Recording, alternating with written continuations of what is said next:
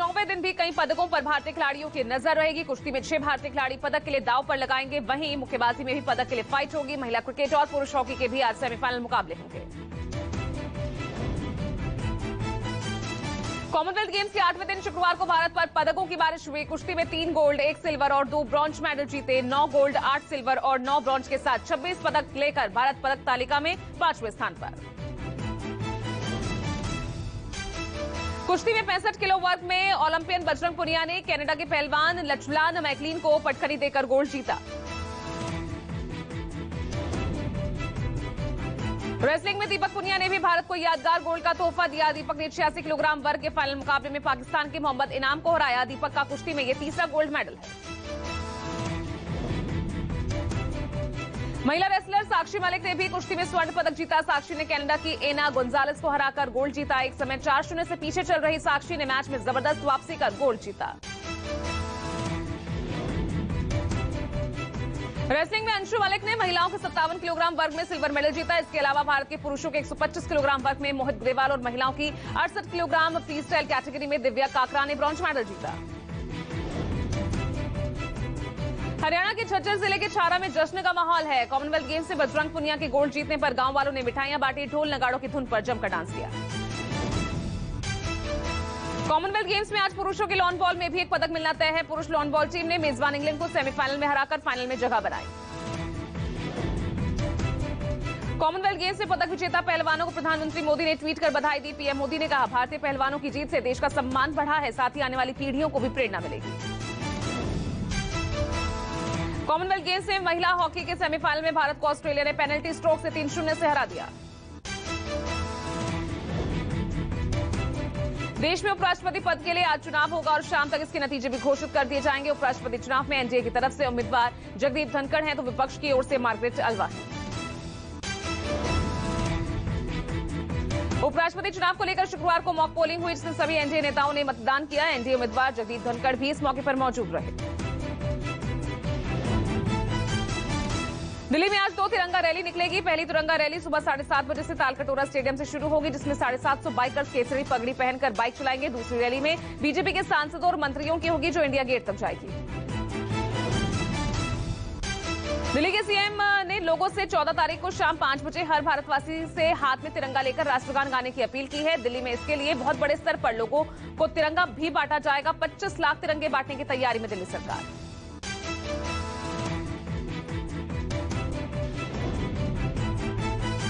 BJP की तिरंगा यात्रा पर अखिलेश यादव का बड़ा बयान। कहा, बीजेपी तिरंगा यात्रा के बहाने दंगा भी करवा सकती है, सबको सतर्क रहने की जरूरत है। संघ पर निशाना साधते हुए अखिलेश यादव ने कहा, आज तक संघ के मुख्यालय पर तिरंगा क्यों नहीं लहराया गया।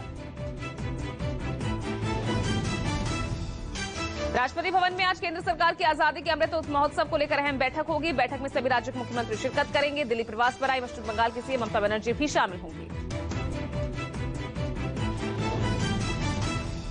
यूपी सीएम योगी आदित्यनाथ और उत्तराखंड सीएम पुष्कर सिंह धामी भी हर घर तिरंगा यात्रा को लेकर मुख्यमंत्रियों की बैठक में शामिल होंगे। बैठक शाम 5 बजे बुलाई गई है।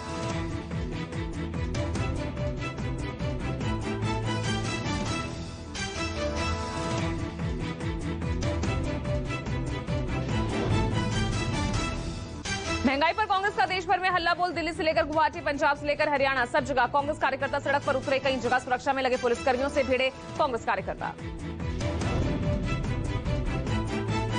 संसद से सड़क तक कांग्रेस ने सरकार के खिलाफ घेराबंदी की। राहुल गांधी और प्रियंका गांधी की अगुवाई में कांग्रेस ने दिल्ली में मार्च निकाला। कांग्रेस नेताओं ने काले कपड़े पहनकर सरकार का विरोध किया। कांग्रेस नेताओं को पुलिस ने रोकने की कोशिश की तो अधीर रंजन, हरीश रावत समेत कई नेता सड़क पर बैठ गए। जैसे तैसे दिल्ली पुलिस ने मार्च निकाल रहे कांग्रेस के नेताओं को दिल्ली पुलिस ने हिरासत में लिया।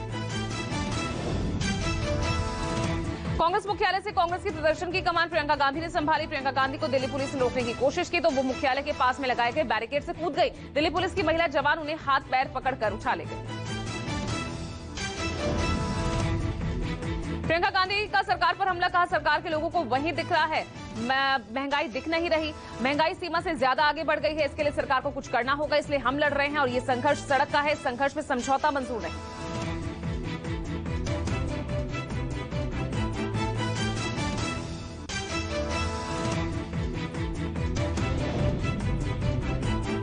राहुल गांधी ने सरकार सरकार पर हमला बोला। राहुल ने कहा, जिस लोकतंत्र को 70 सालों में बनाया उसे 8 साल में खत्म कर दिया गया। जांच एजेंसियों पर बीजेपी का कब्जा है। बीजेपी ने हिटलर की तरह चुनाव जीता, मुझे भी सिस्टम दे दो, मैं भी जीत जाऊंगा।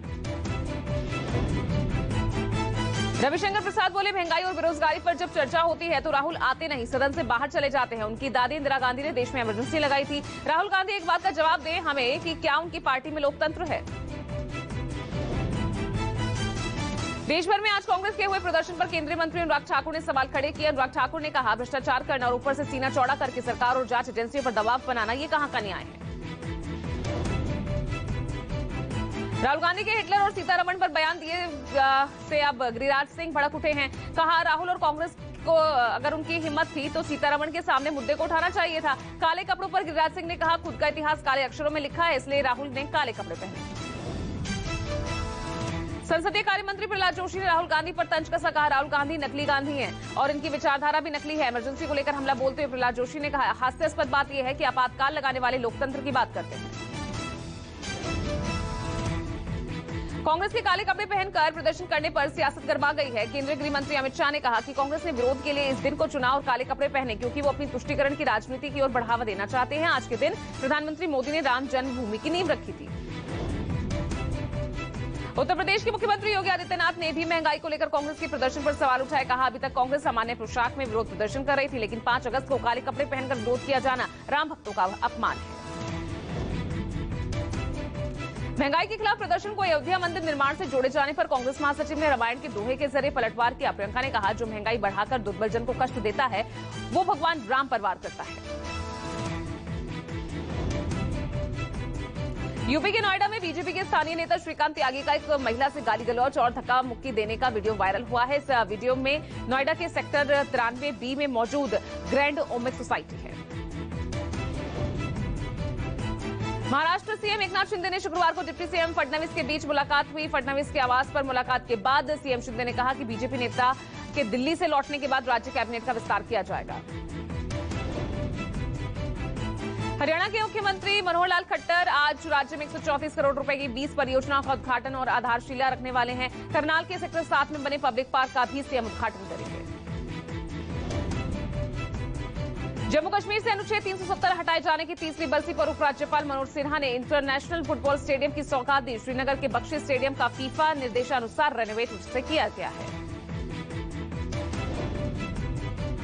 पात्रा चौल घोटाला मामले में शिवसेना सांसद संजय राउत की पत्नी वर्षा राउत आज ईडी के सामने पेश होंगी।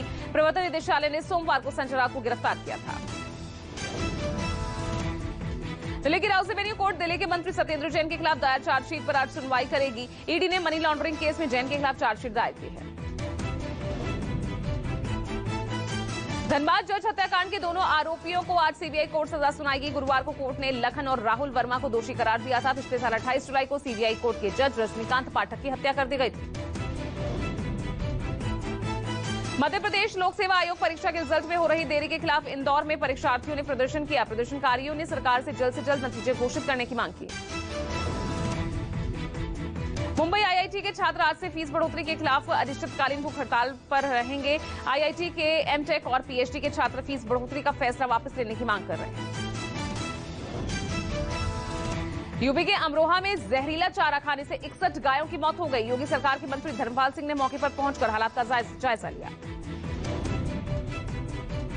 राजस्थान में 1 लाख से ज्यादा गायें लम्पसी वायरस की चपेट में हैं। इस बात की जानकारी राज्य के एनिमल एंड हस्बेंड्री डिपार्टमेंट के एडिशनल डायरेक्टर ने दी है। सूबे में लम्पसी से अब तक कई हजार गायों की मौत हो चुकी है।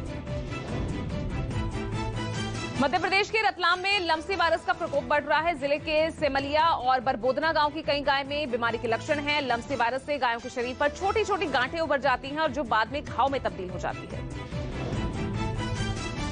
यूपी के प्रयागराज में पालतू कुत्तों के लिए अब रजिस्ट्रेशन करवाना अनिवार्य होगा। बिना रजिस्ट्रेशन पालतू कुत्ता रखने पर केस दर्ज होगा। साथ ही बिना रजिस्ट्रेशन सड़क पर कुत्ता घुमाते पकड़े जाने पर जुर्माना वसूला जाएगा।